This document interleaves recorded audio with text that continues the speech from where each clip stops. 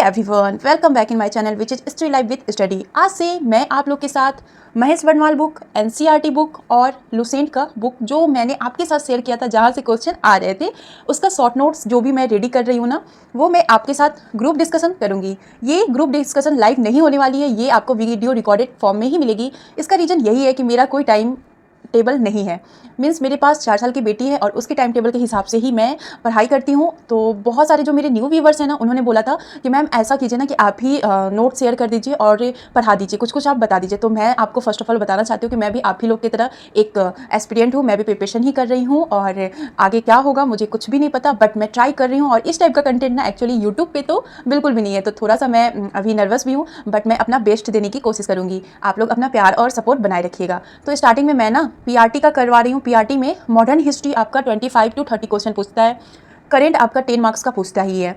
फिर modern history आपका GK GS वाले पोर्शन में जो जूनियर और टीजीटी और पीजीटी के होते हैं उसमें 8 मार्क्स के और 8 मार्क्स के करेंट अफेयर्स पूछते हैं। तो ये वाला जो अभी सीरीज चलेगा ना, वो पीआरटी के लिए तो बहुत ही स्पेशल है और जूनियर टीजीटी पीजीटी के लिए भी बहुत स्पेशल है। उधर 16 मार्क्स का और इधर 20 से 30 मार्क्स का आपका है। और ये सारे जो भी है ना शॉर्ट नोट्स जो मैं बनाई हूँ डेली बाय डेली मैं आपके साथ शेयर करूँगी। जैसे कि मॉडर्न हिस्ट्री पहले शेयर करूँगी और एक एक पेज की रहेगी और वीडियो ज़्यादा लंबी भी नहीं रहेगी। आप लोग आसानी से इसको ईजिली, अगर आप जॉब कर रहे हो ना तो भी देख सकते हो, अगर आप हाउस वाइफ हो आपके पास टाइम नहीं है पढ़ाई करने की तो भी आप इसको देख सकते हो। और ये नोट्स मैं ना शेयर कर दिया करूँगी अपने कम्युनिटी पोस्ट पे, तो आप लोग भी इससे नोट डाउन कर लेना। तो चलो वीडियो को ज़्यादा लेट नहीं करूँगी। मुझे पता है कि इसमें बहुत लोग जो है ना मुझे सपोर्ट करेंगे और कुछ ऐसे व्यूवर्स हैं ना जो आएंगे और वहाँ पर गंद फैलाएंगे, बट मुझे इस बात का ना अब बिल्कुल भी कोई टेंशन नहीं है। मैं सोच रही हूँ कि मेरे से जो भी बेस्ट हो, मेरे से जो भी हेल्प हो ना, वो मैं आप लोगों के साथ करूँगी। क्योंकि मैंने आपको पहले भी बताया है कि 3.0 में ब्लॉगिंग चैनल या फिर इस टाइप के चैनल बहुत थे, बट कोई भी ना हेल्प करने के लिए नहीं, मतलब कि ऐसा नहीं था कि कहीं से भी बहुत अच्छे से हेल्प हो जाए। लास्टली हम लोग को ना जो टीचर होते हैं उनके चैनल पे ही विजिट करना पड़ता था,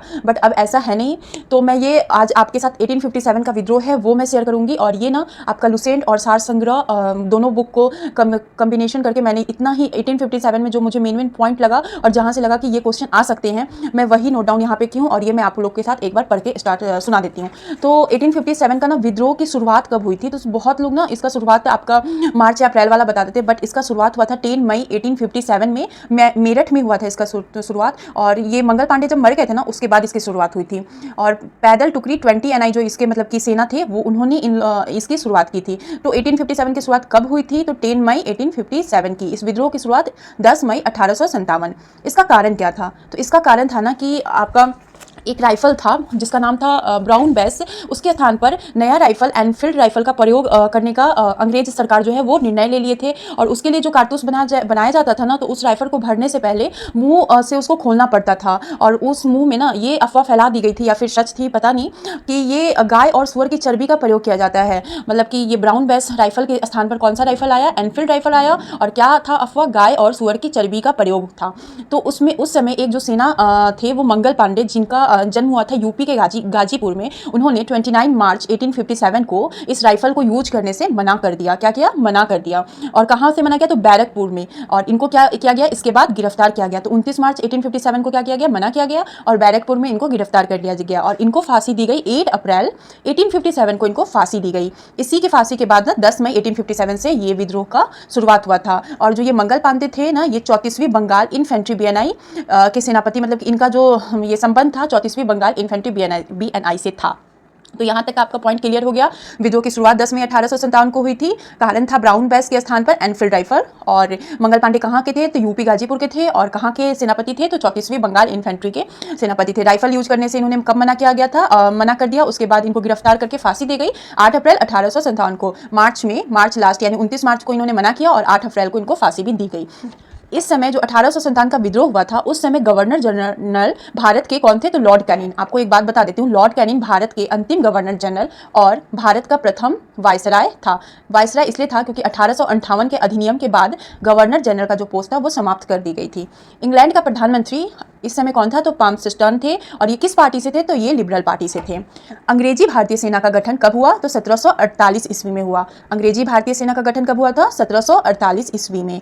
अंग्रेजी भारतीय सेना के जनक किसे कहा जाता है, तो मेजर स्ट्रेंजर को किसे कहते हैं। गठन हुआ 1748 ईस्वी में और जनक थे मेजर स्ट्रेंजर। 1857 की क्रांति का प्रतीक क्या था, तो कमल और रोटी। कौन क्या प्रतीक था, कमल और रोटी। 1 नवंबर 1858 को, ये क्वेश्चन 2.0 में आया भी हुआ था। 1 नवंबर 1858 को महारानी की उद्घोषणा किसने पढ़ा था? तो लॉर्ड कैनिंग ने पढ़ा था। और यह घोषणा जो पत्र है, महारानी का जो घोषणा पत्र था, वो स्टैनली द्वारा तैयार किया गया था। विद्रोह के दौरान नाना साहेब को मुगल बादशाह का पेशवा घोषित किया गया था। मुगल बादशाह का पेशवा किसे घोषित किया गया था? ये वाला भी ना क्वेश्चन 3.0 का जब एग्जाम हुआ था, जो कैंसिल हो गया था 6 to 8 का, उसका ये क्वेश्चन है। तो पेशवा घोषित किया गया था। तो आज मैं 1857 का बस इतना ही पॉइंट आप लोगों के साथ शेयर की हूँ। उम्मीद यही रहेगी कि आप लोग भी इसको अच्छे से नोट डाउन करके रिवीजन कर लोगे। इसके बाद मैं आपके साथ शेयर करूंगी करंट अफेयर्स। आज की जो करंट अफेयर्स है, जैसे ये वीडियो मैं 13 सितंबर को शूट कर रही हूँ, तो आज का जो करंट अफेयर है मैं वो आपके साथ शेयर करूंगी। तो ये करंट अफेयर्स यहाँ से है। हाल ही में launch IMD 2024 world talent ranking में स्विट्जरलैंड को शीर्ष स्थान मिला है। किसको शीर्ष स्थान मिला है? स्विट्जरलैंड को IMD 2024 वर्ल्ड टैलेंट रैंकिंग में। किस देश को? तो स्विट्जरलैंड को। QS ग्लोबल MBA रैंकिंग 2025 में भारतीय संस्थानों में IIM बैंगलोर को शीर्ष स्थान मिला है। तो QS ग्लोबल MBA में किसको मिला है? IIM बैंगलोर को। राष्ट्रपति द्रौपदी मुर्मू ने पहले भारतीय कला महोत्सव का उद्घाटन कहाँ किया था? तो तेलंगाना में किया था। कहाँ किया था? तेलंगाना में। फ्रांस की दसॉल्ट एविएशन भारतीय वायुसेना के फ्रांसीसी मूल के विमानों के लिए नोएडा में MRO सुविधा स्थापित करेगी। कहाँ पे सुविधा स्थापित करेगी? नोएडा में। विश्व हृदय दिवस 29 नवंबर। विश्व हृदय दिवस कब है? 29 नवंबर। कस्तूरी रंगन पैनल की सिफारिश को कर्नाटक ने खारिज किया। किस देश ने खारिज किया? किस राज्य ने खारिज किया? कर्नाटक ने। कस्तूरी रंगन पैनल की सिफारिश को कर्नाटक ने खारिज किया। BCCI ने भारतीय राष्ट्रीय क्रिकेट अकादमी का उद्घाटन कहाँ किया था? तो बेंगलुरु में किया था। BCCI ने कहाँ पे इसका उद्घाटन किया था? तो बेंगलुरु में इसका उद्घाटन किया था। टोटल 10 क्वेश्चन है जो मैं आपके साथ शेयर कर रही हूँ। आईफा अवार्ड 2024 में सर्वश्रेष्ठ फिल्म का पुरस्कार एनिमल को मिला। किसको मिला? आईफा अवार्ड 2024 में सर्वश्रेष्ठ फिल्म का अवार्ड एनिमल को मिला। केंद्रीय मंत्री नितिन गडकरी ने ऑक्सीजन बर्ड पार्क का उद्घाटन महाराष्ट्र में किया। तो ऑक्सीजन बर्ड पार्क कहाँ है? महाराष्ट्र में। ऑक्सीजन बर्ड पार्क कहाँ पे है? महाराष्ट्र में।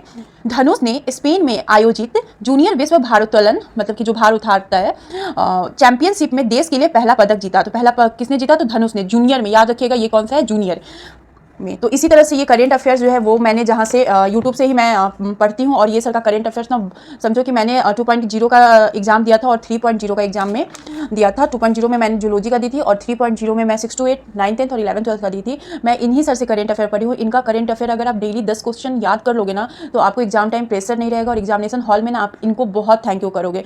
तो ये ना मैं अपने कम्युनिटी पोस्ट पे शेयर कर दूंगी ये, और ये एक पेज का जो मॉडर्न हिस्ट्री की स्टार्टिंग की हूँ 1857 वाला, ये दोनों मैं अपने कम्युनिटी पोस्ट पे शेयर कर दूंगी। आप लोग वहाँ से इसको नोट डाउन कर लेना और इसको रिवीजन कर लेना और बताना कि ये जो मैं सीरीज स्टार्ट कर रही हूँ ये आपके लिए कितना हेल्पफुल है। इसके बाद मैं सारे सब्जेक्ट धीरे धीरे कंप्लीट करवाऊंगी। उम्मीद यही रखूंगी कि अक्टूबर लास्ट तक ना, करेंट अफेयर तो डेली चलेगा ही, अक्टूबर लास्ट तक मैं मॉडर्न हिस्ट्री कंप्लीट करवा दूँ और उसके बाद ज्योग्राफी स्टार्ट कर दूँ। अभी तो केवल सहनाइयाँ बजी है, ढोल बजने अभी बाकी है। अभी तो केवल सहनाइयाँ बजी है, ढोल बजने अभी बाकी है। अभी तो केवल गोरैयों ने उड़ान भरी है, असली बाज की उड़ान अभी बाकी है।